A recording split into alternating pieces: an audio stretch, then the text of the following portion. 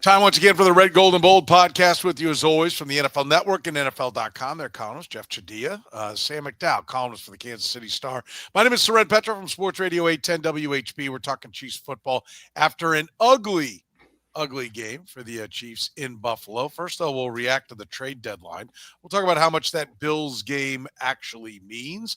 Why couldn't the Chiefs move the ball? Has the game plan on stopping them been exposed? Josh Simmons is back for the Kansas City Chiefs. Who's to blame for getting 3 points at the end of the first half instead of 7? Can the Chiefs defense win a championship without Chris Jones making an impact? Why is ClydeEdwards-Helaire still on this team? We're uncovering these kind of hard-hitting answers right now on the Red, Gold, and Bold. You are listening to the Red, Gold, and Bold podcast, the most in-depth analysis of the Kansas City Chiefs on planet Earth, breaking down the Chiefs like no one else can. Red, Gold, and Bold is hosted by Jeff Chadiha, Sam McDowell, and Soren Petro. Jeff Chadiha is a senior columnist and on-air personality for the NFL Network and NFL.com. Sam McDowell is a columnist for the Kansas City Star. Soren Petro is the afternoon drive host of the program on Sports Radio 810 WHB in Kansas City. The Red, Gold, and Bold podcast is proudly brought to you by Gann Asphalt and Concrete, Kansas City's nationally recognized full-service paving and pavement maintenance contractor, making parking lot problems disappear in Kansas City since 1994. Free consultations, no commissions, in-house crews, and every project comes with a written warranty. Find them online at GannAsphalt.com or call 816-484-3338. Gann Asphalt and Concrete, one contractor, all things parking lot. Now, here are the hosts of the Best Chiefs podcast, Jeff Chadiha, Sam McDowell, and Soren Petro.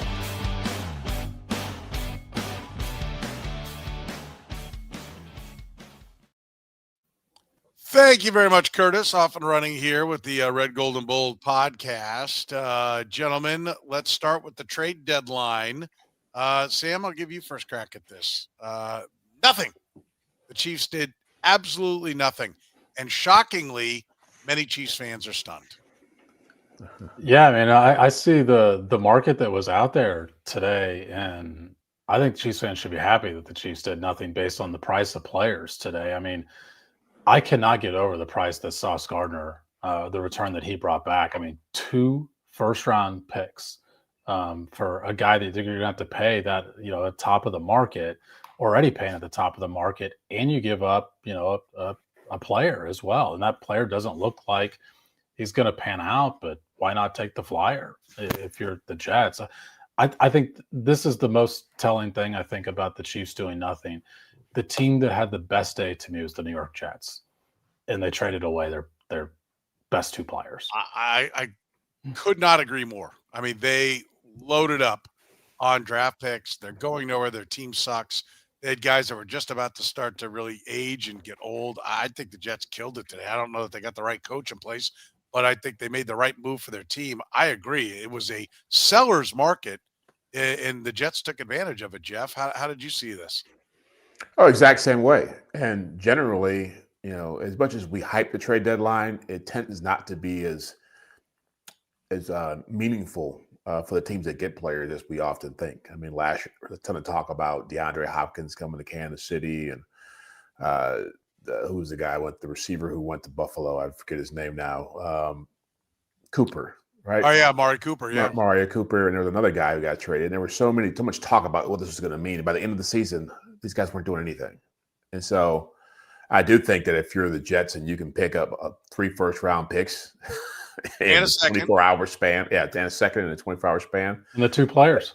And 2 players. That's what it's meant for. And so I think there's so much – we live in a fantasy football world, and we think that every team can make 1 or 2 moves and completely change their fortunes. In reality, the Chiefs realize what a lot of people should realize is that not one player is going to come in here and make a huge bit of difference about what this team is right now. And here's the reason it's dissimilar to the fantasy football world, more so than the easiness of with the trade, is the ease of which you can just be plugged in right into your new team. Yeah, I mean, I think that's what people have lost here. Like I've seen someone in our comment section, Stern, made the comparison to Kadarius Toney, for example. first of all, the Kadarius Toney trade was a failure. Yeah. But second of all, there's a difference there.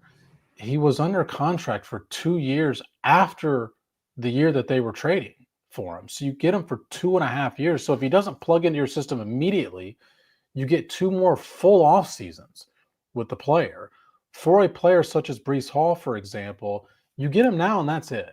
If he doesn't learn the offense like this, which he won't because it's a complicated offense, then he's gone in the offseason unless you want to pay him an exorbitant amount. So I don't see that as an apples to apples comparison. And I think that what we've learned from covering the Chiefs is both of these systems, offense and defense, is more complicated than people give it credit for. Yeah. Josh Uche doesn't fit right away. And if you only get him for half a season, that means he doesn't fit at all.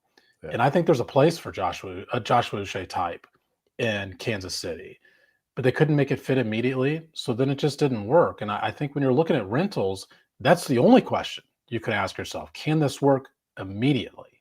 Well, and often, I know you want to jump in there, Soren, too. Often people don't realize the context of these conversations. Like I've had conversations with people at the Chiefs about players who were in the mix, and they may have called like weeks earlier and just, hey, here's what it might take. And then all of a sudden, somebody's reporting where the Chiefs are talking about this, or the agent's putting it out there to try to drive up a market for a player. Just because somebody said there was talk about a third round pick of the Chiefs doesn't mean it was a serious conversation about it.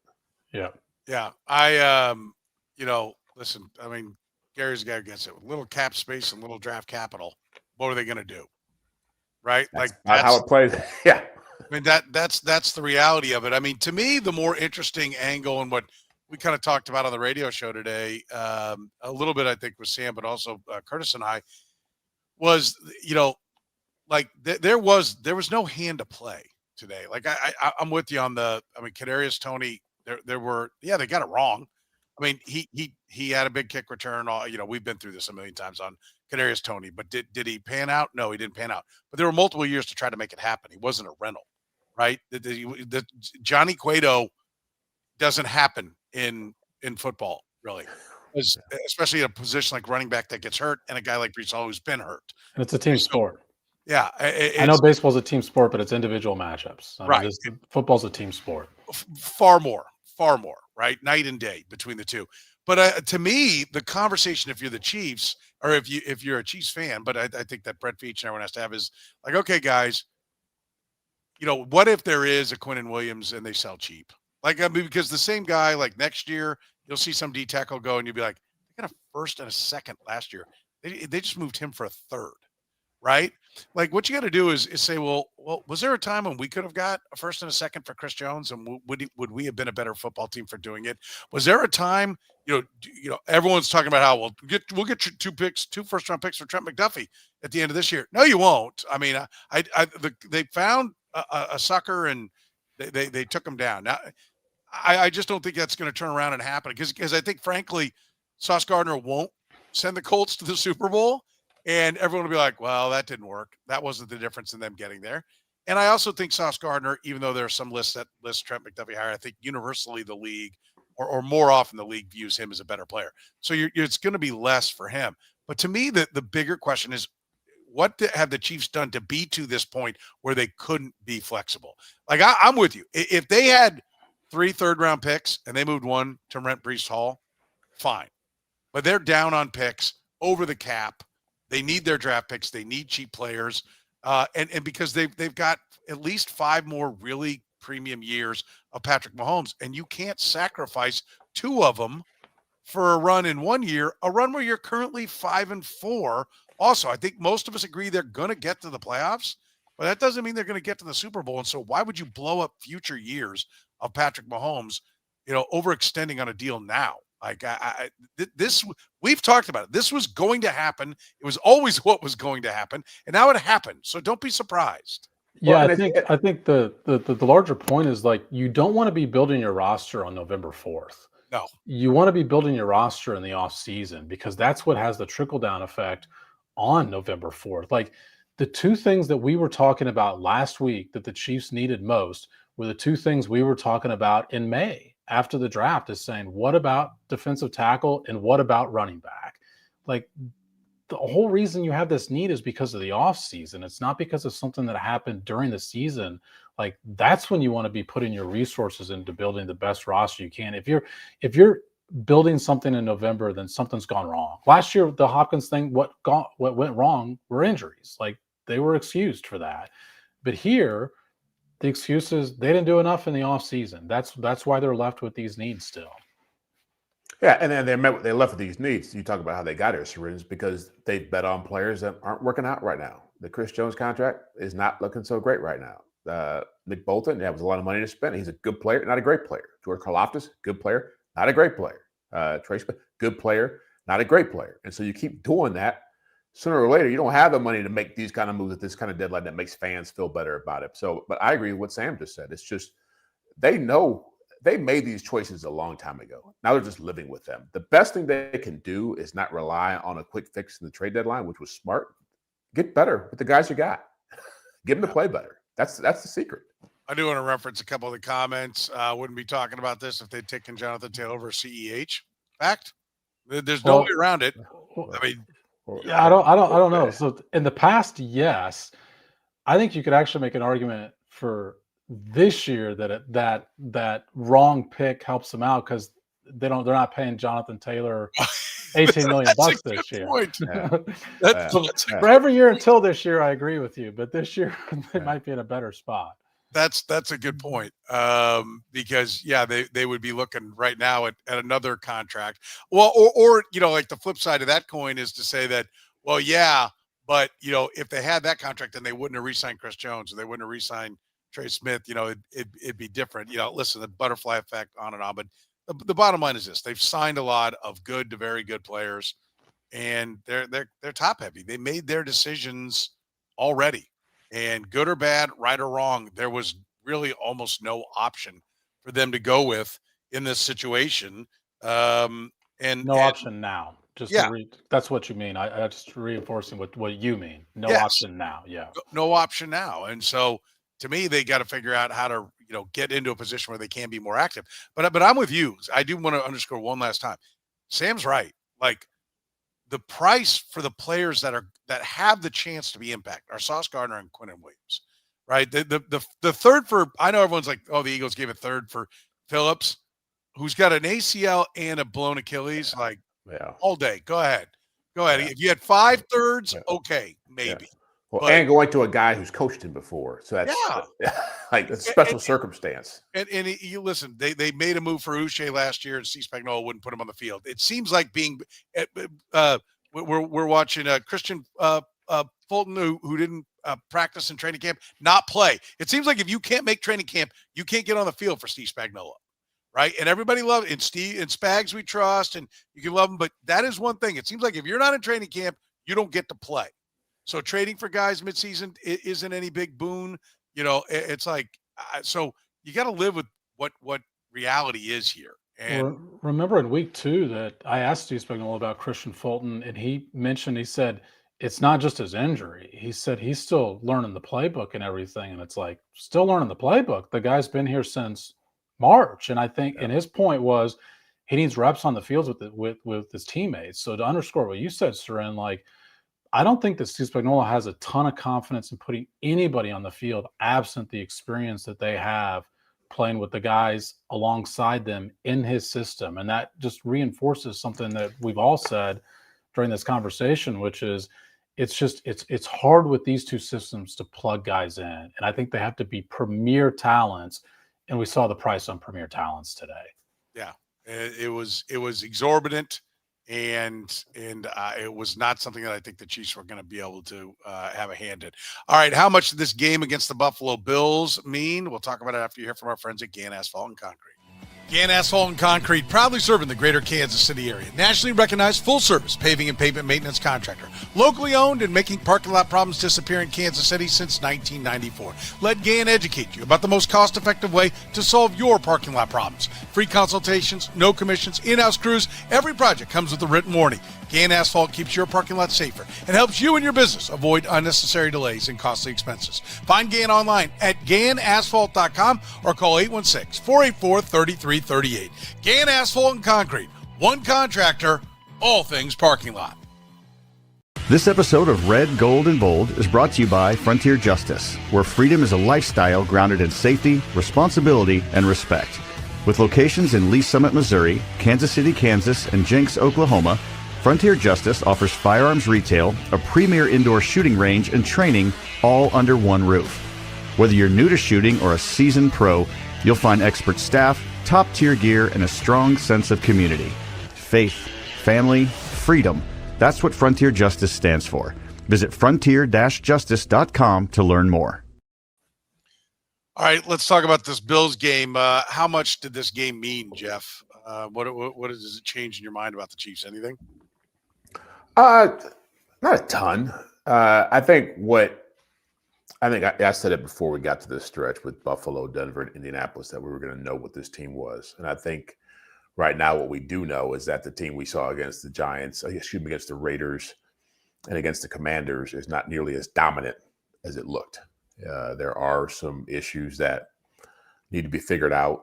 There are issues like the defensive line we just spoke about, like the run game we just spoke about, are issues that can really hurt them. And I think Buffalo's a better team right now. I think they prove. I think that if this had been a game that had been back and forth and Buffalo had won on a late field goal, I'd think differently about it. But I thought it was going to be a game with in the trenches. I thought Buffalo could win it because I think they're better at that right now, and they proved that to be the case. I thought that I was really impressed with the way Buffalo played in that game. Yeah, they were impressive. They definitely won the game planning on each side of the ball. Sam, how much did this change your view of things?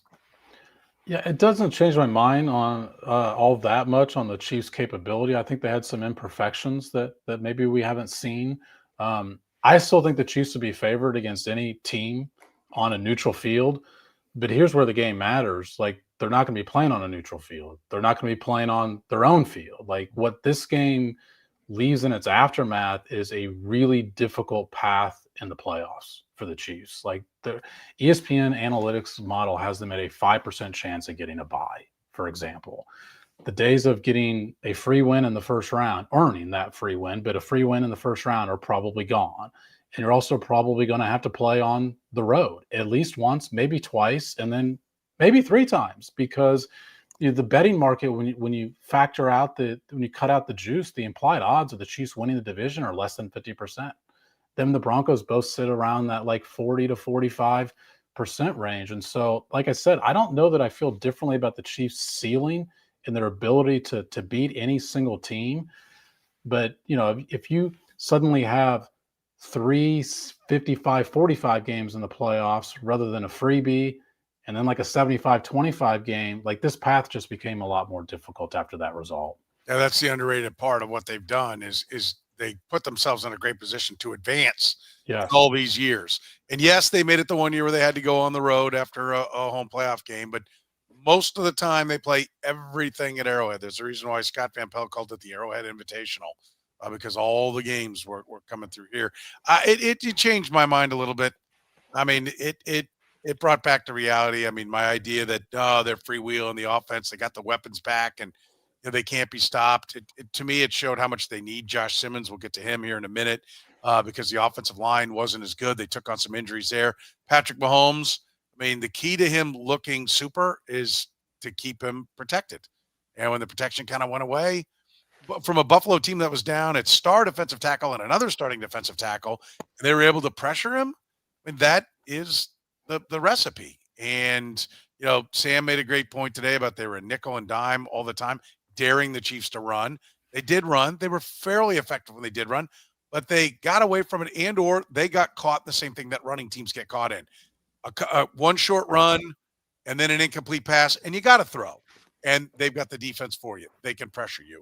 They were only 3 of 13 on third down. They added 2 more fourth down conversions, but they could only go for it 3 times. And all those because so many of the third downs were long. So they weren't in a position to even try to turn around and go for it on fourth down. So, yeah, I did back up the bus a little bit. Oh, and Steve Spagnuolo got. Like, it was easy for Josh Allen. And the magic, this looked a lot like the Charger game where you're like, okay, where's the adjustment? Okay, this is where he did. Okay, coming out after the half. Here you go. And they had, I don't mean to say that they got pants, but they gave up 28 points. Right? That sucks. And well, yeah. Go ahead. Well, I was going to say, and you can't really, I don't think I don't say they got pants. I think they had the right personnel for what the Chiefs' defensive weaknesses are. It's very hard. You have to rely on your linebackers a lot in a game like this when you got a running quarterback like Josh Allen, a really good running back like James Cook, and good tight ends. And you saw that time and again. And Sam predicted it before the game was even played, that, okay, this is going to be the challenge because either you're putting big personnel on the field to try to deal with the run game, or you're going light and they're going to gash you like crazy, right? And so you already come into it knowing you got a problem. But the thing I bristle at, and I've heard this already multiple times, is, oh, well, this is the Bills Super Bowl. Oh, the Chiefs are saving stuff for later. It's like, that's bullshit. They came in the game. You know what I'm saying? Like, how was it that one team's playing really hard to win, other teams just like, well, it doesn't really matter. This game mattered a lot to the Chiefs. It mattered more to them than ever before. Sam called that out, that it really mattered this time. Yeah, they needed it. They needed it. So I felt like they were playing as hard as they could play, and they were running into a team that they just could not keep up with. Yeah, I think that's a great way to put it. And I do agree. I think you make a good point. I would amend less on Spagnuolo getting pantsed. Although I still think, Brady had the better day of the two in that matchup, but the personnel was a heavy part of the equation. I will say, though, put your big people on the field. We can't sit here and say the Bills receivers aren't any good. I know the tight ends aren't the wideouts. But you can't say that their receivers aren't any good and then be like, well, but we couldn't cover them because we were having to put our people on the field. Okay, so then then they're all right. The talent for the Bills is all right in that receiving core. And I do think it's underrated. I don't think it's great, but I think it's underrated because you apparently were spending all your time trying to cover the receivers because you were leaving the tight ends wide freaking open. Well, and it also, I know Sam wants to jump in here, it also, with the defensive line problems, it makes what Spagnuolo does better than anybody, really, is that blitz package becomes a lot less effective because now you're asking them not to just tackle James Cook, deal with Josh Allen, cover the tight end, but also blitz, be our pass rush. Like, I don't know who can dial that stuff up on a high level and have a high success rate. Yeah, I mean, I think statistically speaking, the Chiefs had a better day against the Bills' run than I anticipated. I mean, I think the Bills' success rate was about 50-50. The problem was that because when you do put the energy towards that, especially when your linebackers are so focused, their eyes in the backfield, that's why the tight ends exploited the Chiefs defense. And I think it's like of the stuff that could carry over the most from that game on, I think it's that. And because that carried over from the week before. Yeah. It's why, Soren, you were at Steve Spagnuolo's presser last week when I asked him about, in the first half, about them losing sight of a running back or two in the first half against the Commanders. And he rarely does this, but he asked me to clarify which plays I was talking about and said, oh, yeah, I think there were one or two plays like that. And it's like, well, your linebackers seem to be in miscommunication a lot in the first half against the Commanders. To me, that's the tape that the Bills watched and said, that's where we beat them. That's the offense we use. They're going to have their eyes in the backfield. Let's target the non-cornerbacks in the game. To me, is what the Bills' game plan was: run the ball and target the non-cornerbacks in the game. Yeah. And one more thing, Soren, I know that Sam's made this point too in the past. When you go back to August or September and you're making roster cuts and you're saying we're going with more hybrid corner safety type guys like Shamari Connor, like Chris Roland Wallace. Now you don't have those safeties to give you the adjustment possibilities in these situations. Now you really are relying heavily on your linebackers to do a lot more work, and they made that choice. But this is the kind of game where Justin Reed matters. Right? It's the kind of game. Jaden Hicks, was he playing in this game? See, that's the one that surprised me the most. Like if you're going to have that situation happen, I mean, Jaden Hicks has more size than the typical safety does. And so it surprised me a little bit that this wasn't more of a Jaden Hicks-like game. I mean, that's probably one of the Chiefs' better counters to a team playing big, a team playing an extra offensive lineman, a team constantly in 12 personnel, is put your bigger safety on the field. But you're right, Jeff. I mean, he didn't play that often. Drue Tranquill's had a good year, a better year than he did last year, and he struggled, particularly in the first half there. By the way, I fixed my my little drama there. Sorry, I apologize. I was like, all of a sudden, I had Hollywood no Squares audio. all of a sudden. No, I had no audio. I don't know what happened. So I apologize. Well, I think you should go to the bottom now, right? The last one in now. I think I was really worried. Like I kept staring at it. I'm like, do I do this? Because I was going to leave the room. Like, will that shut the whole thing down? Can I go out? Same thing. So, I'm like, well, Hail Mary here. Let's see if it works. All right. What are the Bills? And maybe you guys already shifted gears on this. But what are the Bills? Or like, why couldn't the Chiefs move the football? And is this the blueprint that's been exposed? For the rest of the NFL. Yeah, I mean, this isn't a novel idea. To me, the Bills played more copycat than other teams will copy them. I mean, you generate pressure with 4 and you cover with 7. What's surprising is the Bills really don't have the best personnel to execute this game plan. The team that Chiefs play in 2 weeks does have the better personnel to execute this game plan. The Broncos, obviously the Eagles had the personnel to execute this don't blitz, rush 4, keep 7 in coverage. But, Patrick Mahomes was pressured more frequently in a percentage on a drop back basis than any time since like 2020 per next gen stats. And to me, okay, that's proof that what we've been saying all along, like Rashee Rice has had a major impact on this offense, and he did again on Sunday. But that doesn't mean anything if you can't protect your most valuable asset, which is the quarterback.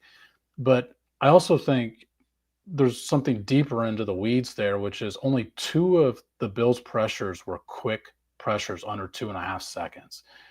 To me, that's the offense that should favor. That's the type of defense that the Chiefs have exploited for the longest time. Like they've been getting rid of the ball quickly. And there was something I was going through the stats, even Soren, since I was on your show and since we started here that surprised me, which is 17 out of Patrick Mahomes' 29 passes, which PFF takes out the throwaways and the dirted balls, and so 17 out of the 29 passes were intermediate or deep, at least 10 yards downfield.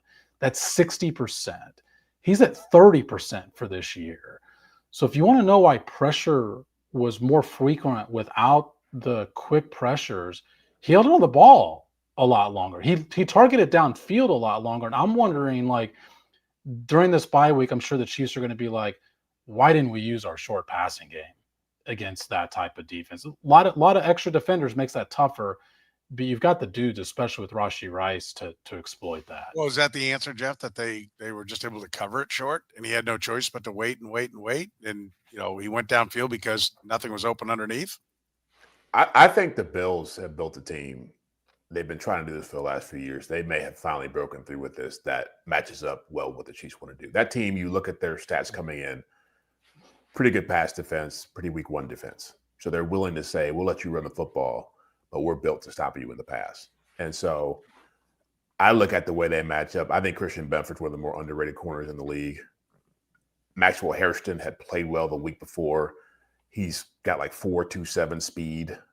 And so you saw that deep ball to Xavier Worthy. He was running stride for stride with him. And then their linebackers match up well with Kelsey. Kelsey in the AFC Championship game last year had like 2 catches. And so they have athletic linebackers. And you saw the impact of a disciplined Joey Bosa. Greg Rousseau have been playing well. They've put more depth in their defensive line. So they have a mix now that makes sense for them. And they weren't – look, Teron Johnson didn't play. He's a really good slot corner. They were playing 2 backup safeties. I think they felt pretty good about those matchups. And so, Denver is going to do a lot of the same stuff because they have the personnel to do it. You need to have the personnel to do it. And if we really want to be real, when they played the Ravens were beat to hell. When they played the Lions were out there with, 5 or 6 DBs hurt, right? The Commanders have a weak pass defense, and the Raiders don't have any defense. And so this is the first time we saw them playing as a team with really good personnel up front and on the back end could cause them problems. I mean, that's what I saw. I mean, we'll get into Xavier Worthy later, but Xavier Worthy's got to start playing. Like, I'm tired of hearing about what he did in the Super Bowl last year and how great he is. It's like he's been non-existent since that one game he had when he came back. Yeah. And so if you're go ahead, but that's kind of, and Tyquan Thornton, they have to get more of these guys back into the mix. I do think there's some other schematic stuff at play too. Jeff's right about the personnel, but There is some surprise to me that the Bills are the team that has that personnel. I don't think their personnel is as good as Jeff does, but I mean, they did execute a game plan. To me, when you look at those other teams, it wasn't just about who they were missing, it's about the type of coverages they were running. They played zone against the Chiefs a lot, and the Bills played more man than the Chiefs have seen in a month. And when you look at the Chiefs' success against zone over the last month, and particularly, I mean, Patrick Mahomes has got he's totaled double the expected points added against zone over the last month than any quarterback in football. So the Bills just, of course, said, we're not playing that coverage against that guy. This team has torn up zone coverages for a month. We're going to play man-to-man. I think Denver's going to play more man-to-man again in 2 weeks. I expect the Colts, especially after the acquisition today, are going to play man-to-man against the Chiefs. To me, that's the coverage that this bye week should be the subject of their coach's study is man-to-man defense, because the Chiefs should be seeing a heavier dose of it than what they've seen so far the first half of the season. Let's go back to the roster construction part. Like, let's be honest. Part of the reason, like, you look at the talent, and I'm probably in between you two. I do like the Bills' talent more than you, Sam. Maybe not quite as much as Jeff, but the Bosa signing was looked at as like, whatever, he'll be hurt, but he's not hurt. Right? When he's not hurt, he's a tremendous player. And Bosa signed for 1 year, $12.6 million.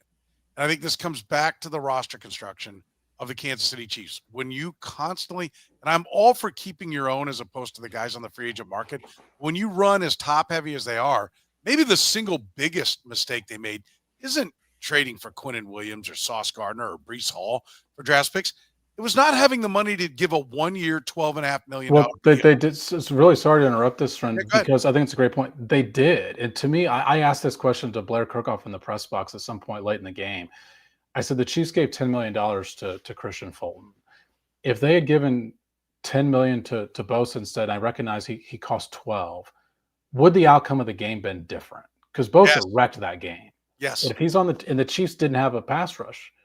Is that one free agent signing that switches the outcome of a game? For sure. And listen, and even if you say, okay, find me $15 million. He loved Buffalo. You're gonna have to pay him more. Find me, like I was really shocked that he only got a 1 year offer. I think part of that was his choosing.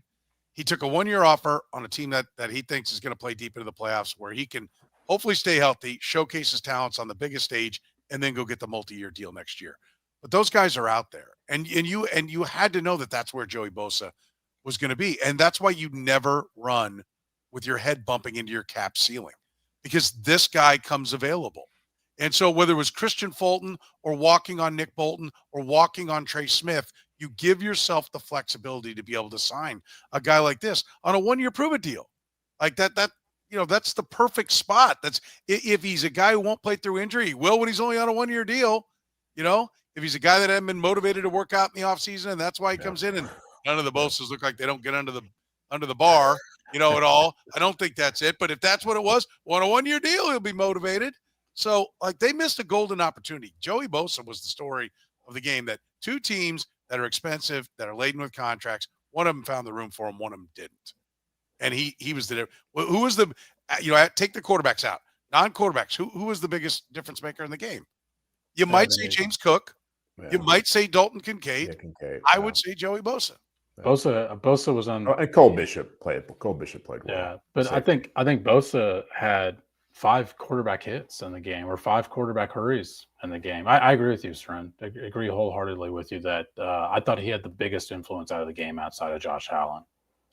But we're not. We all are kind of in agreement that no, they're not just going to go. This isn't just going to go get repeated because the Bills. It is the talent, right? That's a lot of it.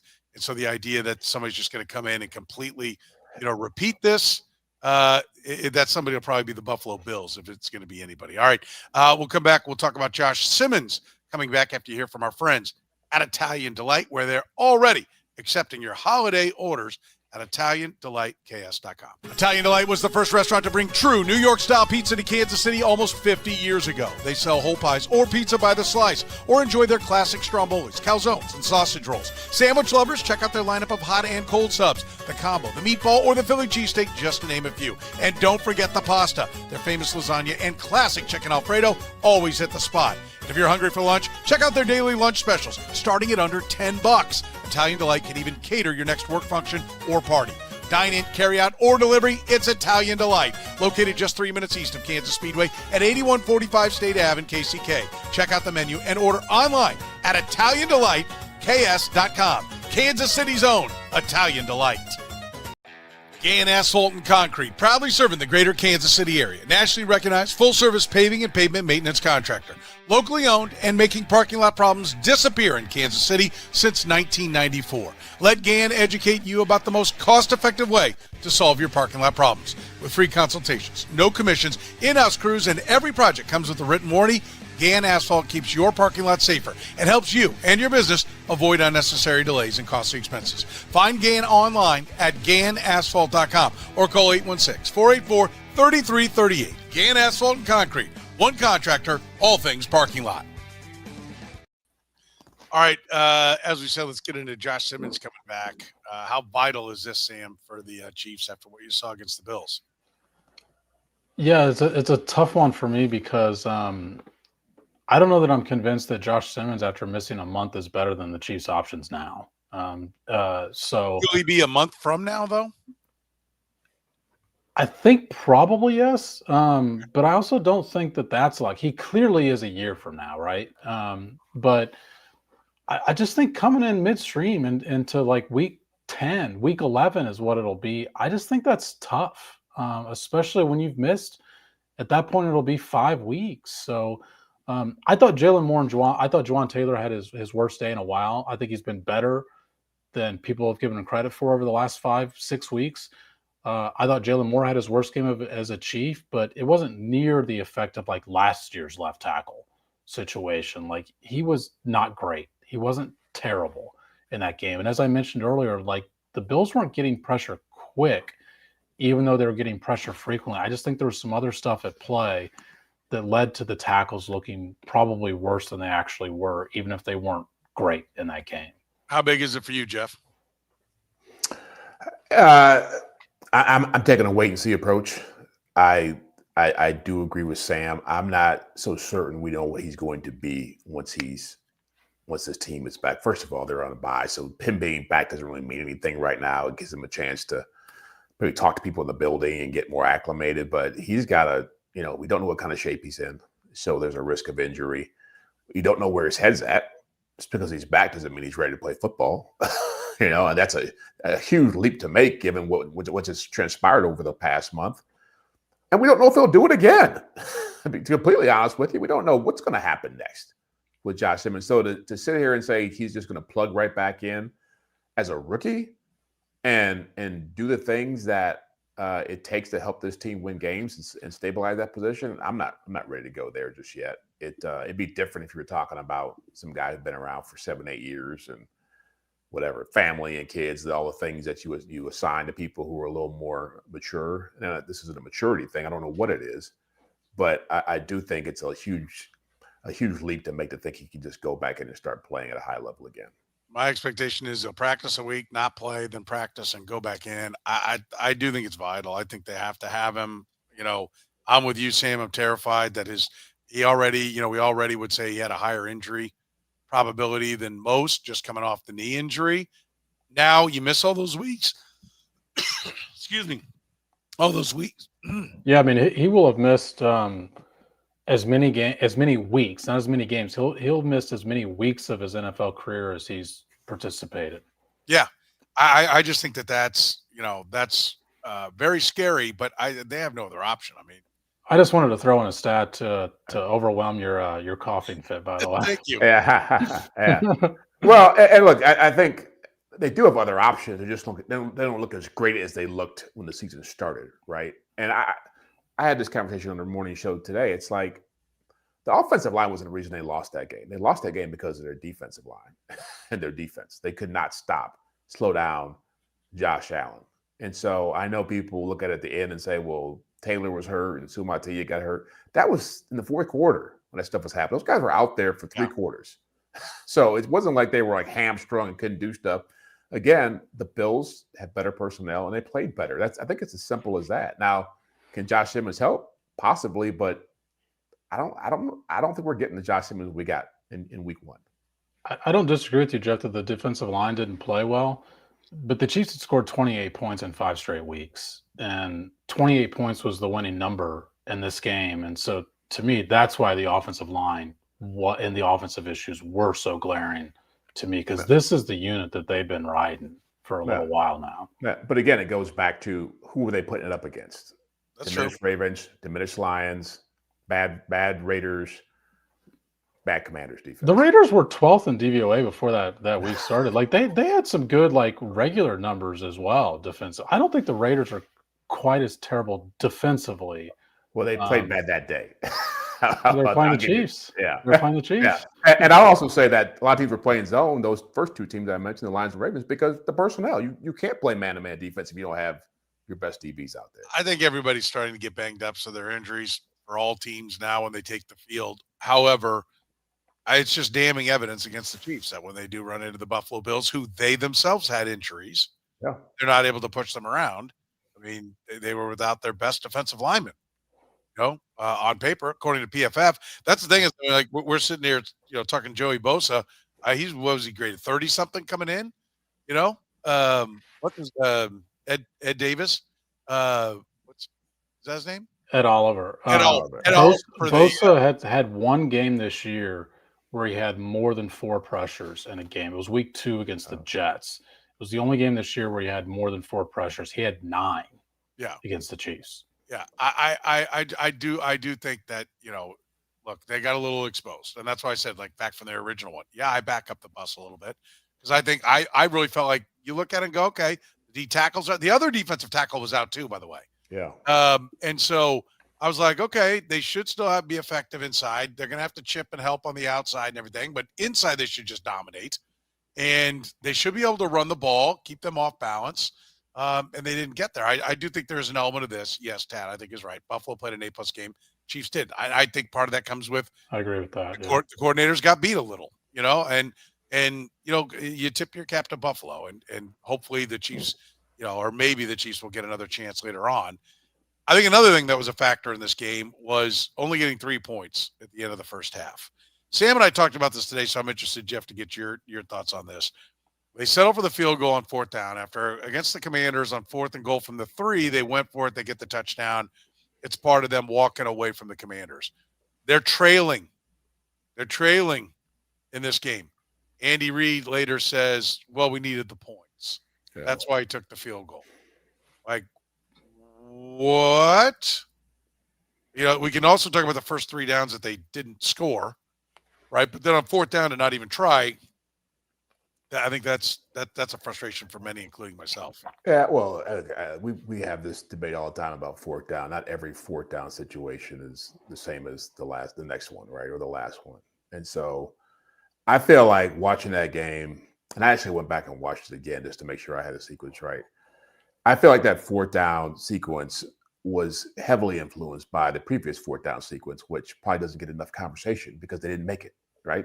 And that led to Buffalo going down and scoring a touchdown and made it 21-10, right? When it's 4th and 3, like everybody's probably go for it. Cole Bishop knocks down the pass for Rashee Rice. Bills, a few plays later, hit that pass to Dawson Knox, and they punch it in. It's 21-10. And now you're coming back, and we get down, Hollywood Brown gets pulled down on the 1-yard line. They try to run it on 1st down. I thought Sean McDermott made a good timeout to get his personnel out there to stop that play.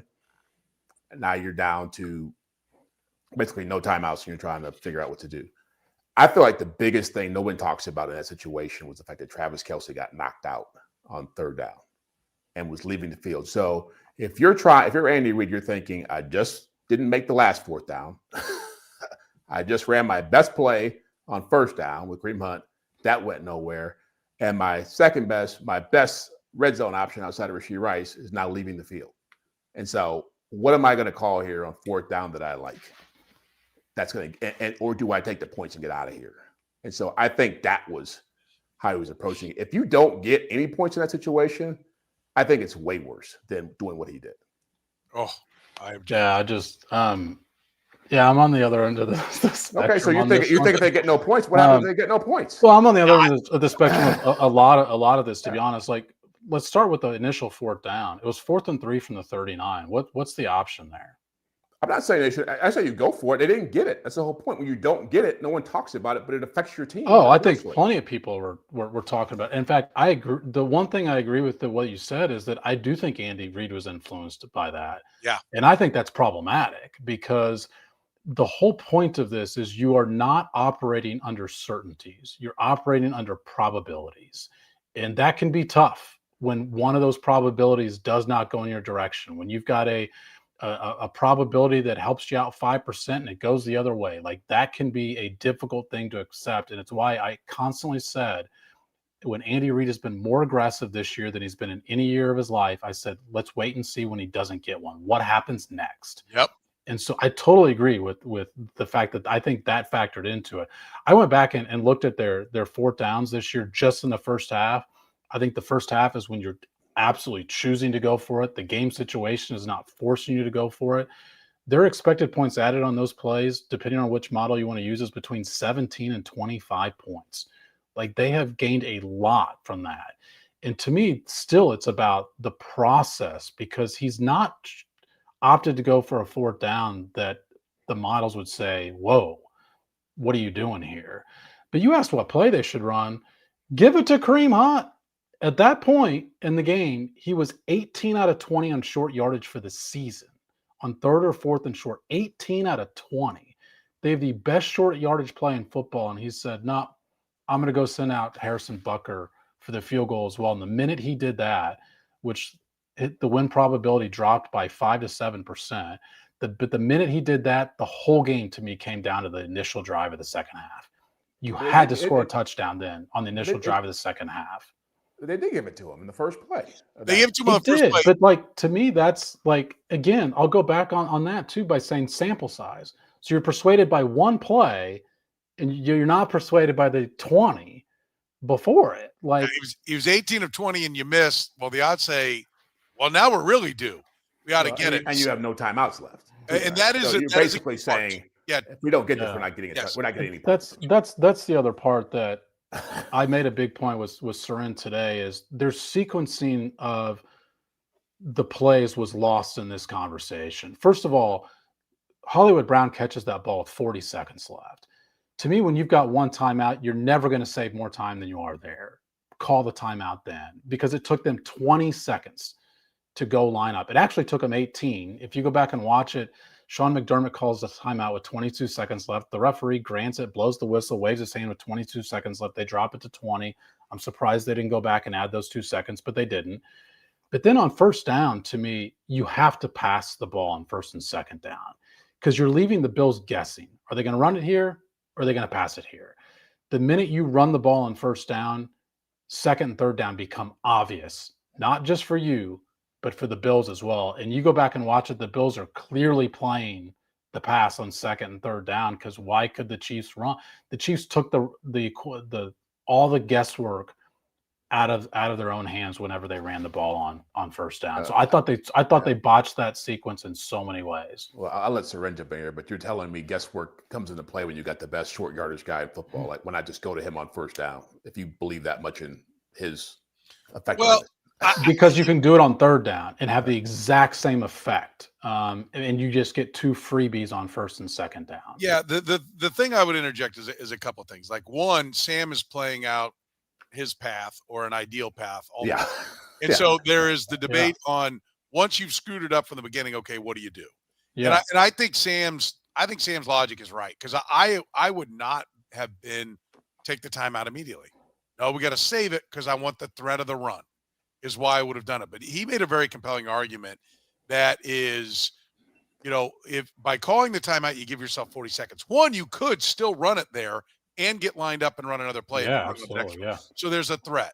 Once you throw it a couple of times, the part that I would push back on Sam is that I mentioned today, a lot of people were like, good, the clock is ticking. You're not going to leave 35 seconds for Josh Allen. right? Like, okay, we get one more play to burn a little more time, because if he had gotten in, and that's 40 seconds, 40 seconds is more than enough today when you start at your own 35 to easily get a field goal and maybe even scare you with a touchdown. And the way the Bills have been moving the ball, I think a lot of people are like, great, this is better than if he had scored. Let's kill the clock. So I think there's that aspect of it, which speaks to you, Jeff. That is the theory of, you don't call the timeout because you want it ticking all the way down, because you want to eliminate the Bills' rebuttal.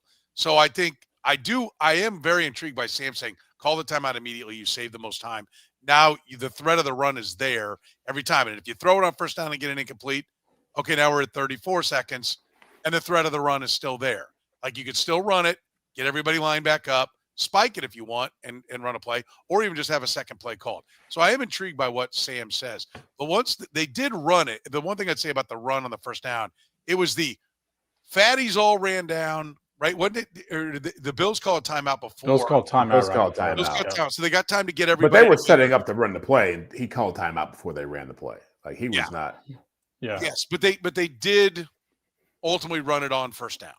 Yeah. Right Yeah. after the Bills timeout. Which I have a much bigger issue with than what you just said, because there is absolutely some logic in what you said about wanting the clock to burn out. Yes. Part of my theory in that was the Bills only had one timeout left. The play is going to take 3 or 4 seconds. The kickoff's going to take 5-6 seconds. There's going to be a little bit less there, but go on, Soren. No, but I really am. I think it's really. I think that's really interesting the way you put it, because not only that, but then we know when you get to fourth down, then the run is definitely in play. And the one thing, Jeff, that we were talking about today is the Bills lined up like they knew the Chiefs would not run in a million years for the next 2 downs. Yes. And what's staggering to me is just go up and run the sneak. If Mahomes would just run up under center and have the snap, they walk in behind Creed Humphrey. Creed can pick whichever guy he wants to run into, but they are gap wide open. I mean, you could do. They've got to come up with a hot call, and it's time to take the diaper off Patrick Mahomes and push that one in, because you're not just out tricking everybody. But that one could have been just jammed right in there with a quarterback sneak. But the Bills did. They just went like, you're not running it. We know you're not running it, and so it made it a really difficult, and that's years of Andy doing that. All those jet sweeps and, shovel passes, goal line stuff, all the creative stuff he did. That's what led to that moment, which is you don't have the identity to line up. That's the Bills. Josh Allen's under center, and we're plowing forward. That's the Eagles. Tush push, we're plowing forward. No question about it. So they knew that's what was coming. But Sam's point is they have Kareem Hunt. And and they tried it once. I mean, you only get so many shots down there. you do, but I like I said, it's not a certainty he's going to get it. It's a probability that he's going to get it. But you're totally right about the jet sweep stuff. And if you look at second down, for example, they sprint somebody in motion.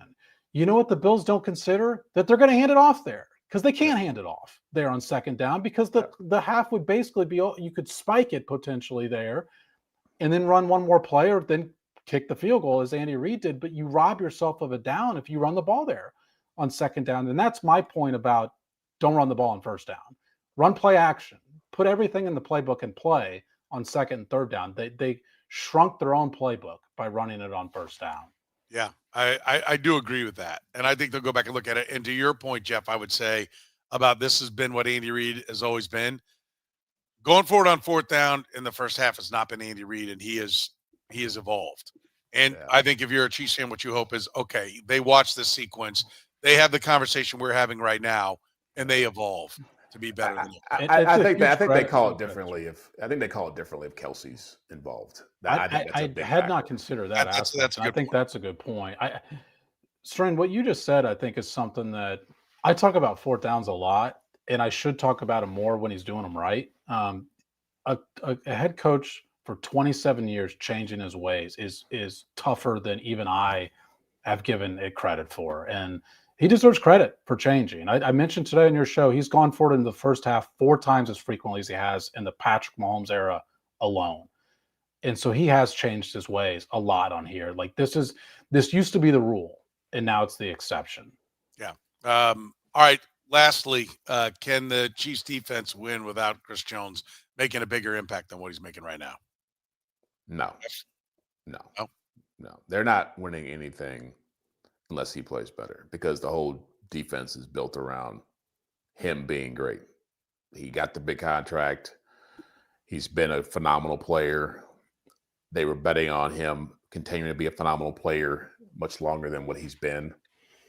And I just don't know where it gets, you're seeing it. I mean, that into that game when he was getting pushed all over the field by the Bills offensive line, it's just like, I saw that as, okay, maybe he's just not that good anymore. Maybe that's just what it comes down to. Maybe we're hoping and praying and thinking that he's a superhuman football player, and he's not. Everybody gets old sooner. We're seeing what happened with Travis Kelce. But no, I don't for a minute, because when they've won championships, he's played a huge role in that. And so I don't see anybody else on that defense doing the things he's done in high leverage moments to replace what he's given them. And if he can't do it, no, they're not winning a championship. He's either played a huge role like he did in two of them, or the other postseason run where he wasn't great in 2019.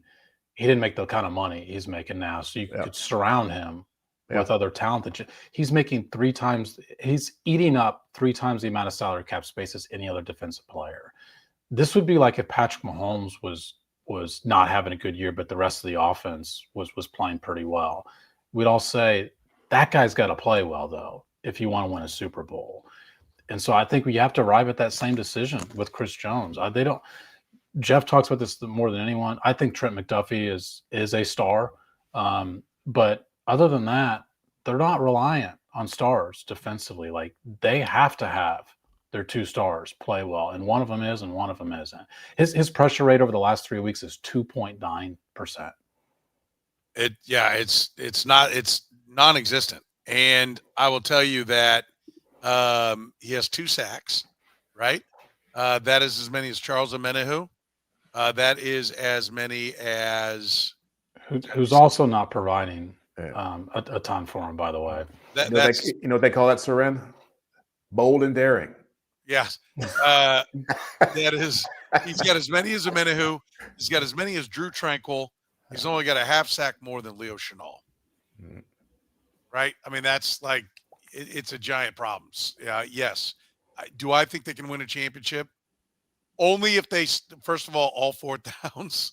You got to start, you're going to have to admit that, like, Steve, in certain games, we're not stopping them. No. Right? They were not stopping the Bills. They were not going to stop the Bills. No. And they've got to admit it, sell out to it, and they've got to lean into the offense. And they better hope that offensive line is healthy and plays better than it did against the Buffalo Bills.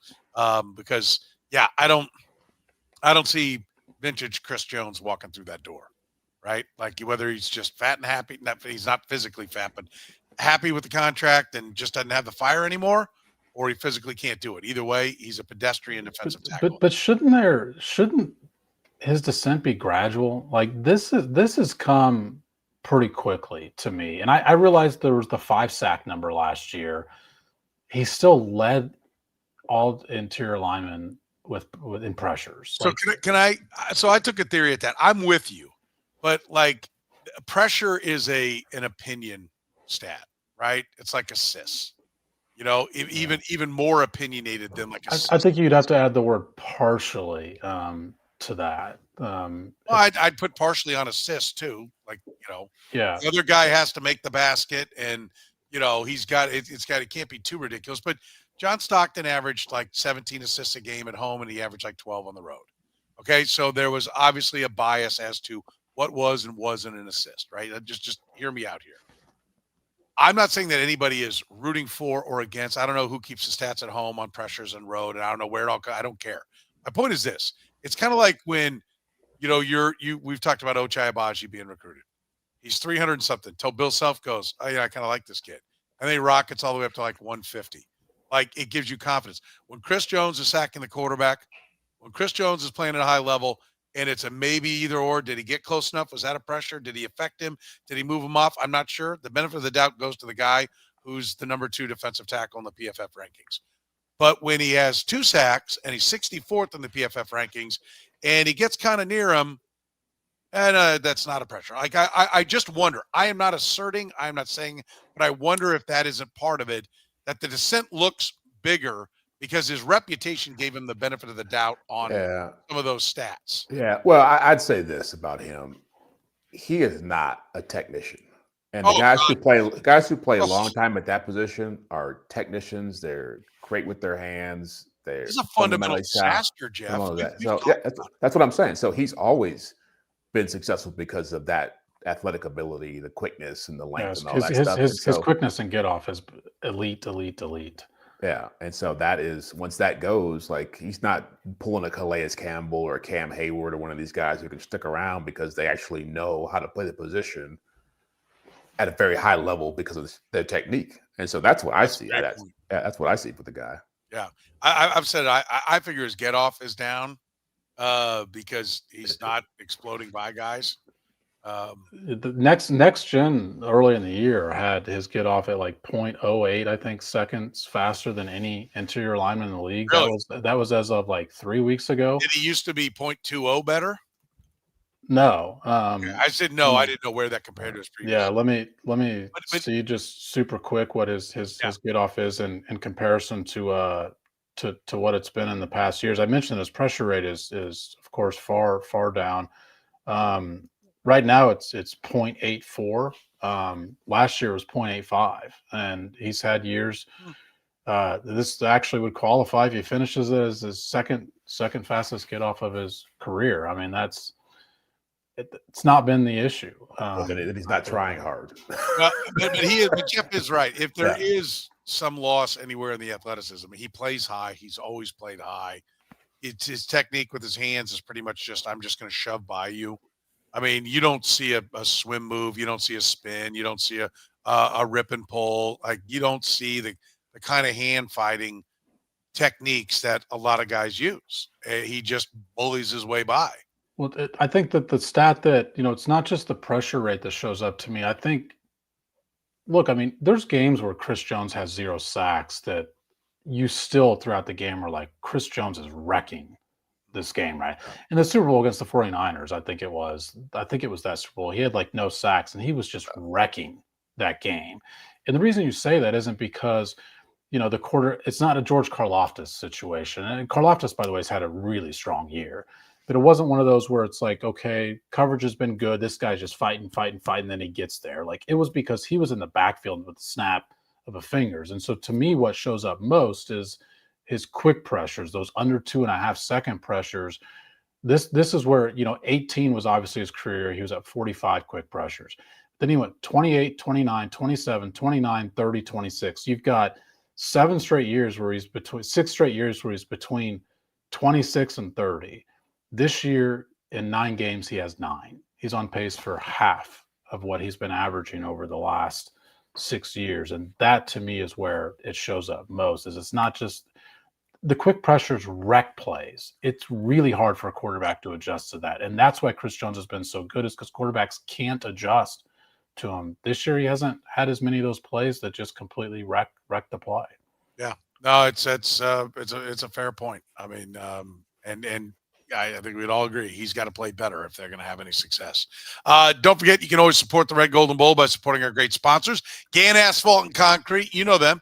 Been solving parking lot problems in Kansas City since 1994. One contractor, all things parking lot. Find them at GannAsphalt.com.